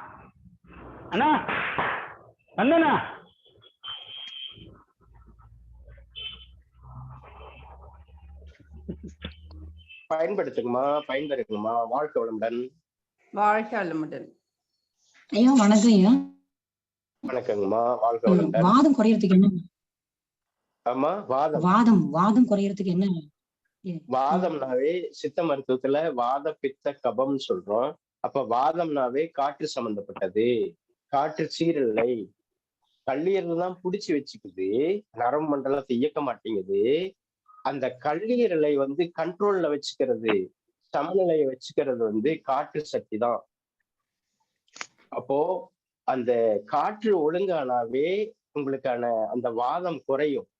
2வது சிந்திக்கிறதே அடிக்கடி டென்ஷன் ஆயிடுவாங்க, கோபம் ஆயிடுவாங்க. வாத நாராயணன் ஒரு இலை இருக்கு, சமையல் கட்டுல இருக்கு, வாத நாராயண இலை இருக்கு. நாங்க கூட சூப் போடுறதுக்காக ஒருத்தருக்காக வச்சிருக்கோம். இன்னைக்கு கூட நான் வாத நாராயண இலையும் முடக்கத்தானும் முருங்கையும் கொஞ்சம் போட்டு சூப் குடிச்சிட்டு தான் உங்ககிட்ட நான் உரையாடிக்கிட்டு இருக்கேன். அப்படி வாத நாராயண இலைய வந்து கொதிக்க வச்சு கொடுத்துக்கிட்டே இருந்தோம்னா அந்த வாத நோயிலிருந்து நம்ம விடுபட முடியும். அதனால சிந்தனை முறையே ஒருத்தர வாதத்தை உண்டாக்கும். அந்த வாதம் அதிகமாயிடக்கூடாது. ஒருத்தர் உடம்புல வாதம் இருக்கும், அது கூடுதலா போயிடக்கூடாது. அதனால வாதம்னாவே காட்டுங்கம்மா, பெருங்குடலை சுத்தப்படுத்தணுங்கம்மா. சரிங்க. ஆமா, புரியுதுங்கம்மா. நன்றி ஐயா. நன்றிங்கம்மா. வர்மா டாக்டர் பக்கத்துல இருந்ததுன்னா அவங்க கிட்ட கொஞ்சம் அந்த தொந்தரவு உடையவங்களை வந்து வர்மா டாக்டர் கிட்ட இணைச்சு விடுங்க. இந்த முறைகளை எல்லாம் பின்பற்றிட்டு வாதநாதங்களை சூப்புல கொடுத்துட்டு வர்மா பண்ணுங்கம்மா. அதுக்குள்ள நல்ல விஷயங்கள்லாம் இருக்கு, கட்டாயம் மீட்டு கொண்டு வர முடியும். வர்மா மூலமாக பக்கவாத நோய்களை முழுக்க மீட்டு கொண்டு வர முடியும். பக்கவாதம் இல்லையா, முட்டியில வந்து திடீர்னு கல்லு மாதிரி காத்து புகுந்து கல்லு மாதிரி ஆயாச்சு, மடக்க முடியல. நல்லா நடந்துட்டே இருந்தாரு, திடீர்னு ஒரு 2 நாளா 42 வயசு. 42 வயசுனா நீங்க அந்த ஸ்கேன் ரிப்போர்ட்டா இருந்ததுன்னா அடைப்பா அல்லது வெடிப்பா அல்லது வந்து பிளட் சர்க்குலேஷன் எப்படி இருக்குன்னு நீங்க அறிவியல் மூலமாகவும் கொஞ்சம் கண்டுபிடிச்சிட்டு நிச்சயமாக பெருங்குடலை வந்து சுத்தப்படுத்தி பயிற்சி முறைகளை ஒழுங்குபடுத்துங்க. மூச்சு பயிற்சியை நல்ல சுழல் மூச்சு பிராணாயாமம் இருக்குது, கொடுங்க. முழுக்க மீண்டு வரலாம். செலவுகள் ரொம்ப ரொம்ப ரொம்ப ரொம்ப ரொம்ப குறைவு. கண்டிப்பா ஐயா, கண்டிப்பா. கட்டாயம் மீட்டு கொண்டு வர முடியும். முன்பு இருந்த நிலையை விட மீட்டு கொண்டு வர முடியும். அப்படிப்பட்ட பொக்கிஷம் அடங்கி கிடக்குது வாதம் அப்படிங்கிறதுல. வாதனார நிலை மிளகு ஒரு 10 மிளகு தொடர்ச்சியா நீங்க இந்த குழுவில் இருக்கிறவங்க எல்லாம் அந்த மிளகு எடுத்துக்கிட்டு இருக்கும்போது கட்டாயம் வாதம் தாக்காதுங்க. அப்படி ஒரு அற்புதமான நிகழ்வு, அற்புதமான ஒரு ஒரு ஒரு சக்கரம் சுழன்று கொண்டே இருக்குது. மிளகு டெய்லி உணவுல யூஸ் பண்ணுவாங்க ஐயா. வாத இலை தான் வாங்கணும். புரியலைங்கம்மா நீங்க சொன்னது. வாத நாராயண இலை மட்டும் நீங்க சொன்ன மாதிரி செய்யறோம். மிளகு எப்பயுமே உணவுல இருக்கு. வாத நாராயண இலை போடுங்கம்மா, சூப் வச்சு கொடுங்கம்மா. எல்லா இடங்களையும் கிடைக்கும், இல்லைன்னா தேடுறது கிடைக்கும். விதி அது எவ்வளவு விஷயமா இருக்கும். நன்றி. 5 நாளைக்கு வேணாலும் பேசுவாரு.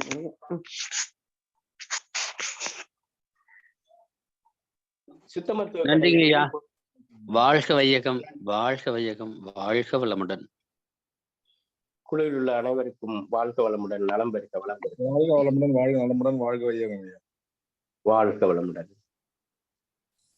நன்றிங்க ஐயா. வாழ்க வளமுடன் ஐயா. சேலம் அருள்மணி. வணக்கம். நன்றிங்க ஐயா. வாழ்க வளமுடன். நன்றிங்க. வாழ்க வளமுடன்.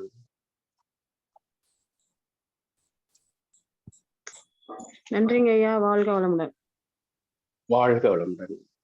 தேங்க்யூ. நன்றி.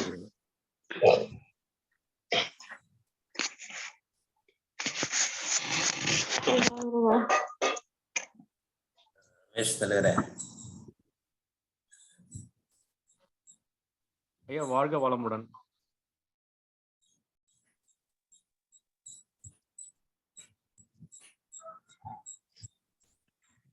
மீட்டிங் எண்ட் பண்ணிடலாமா? பண்ணிடலாம்.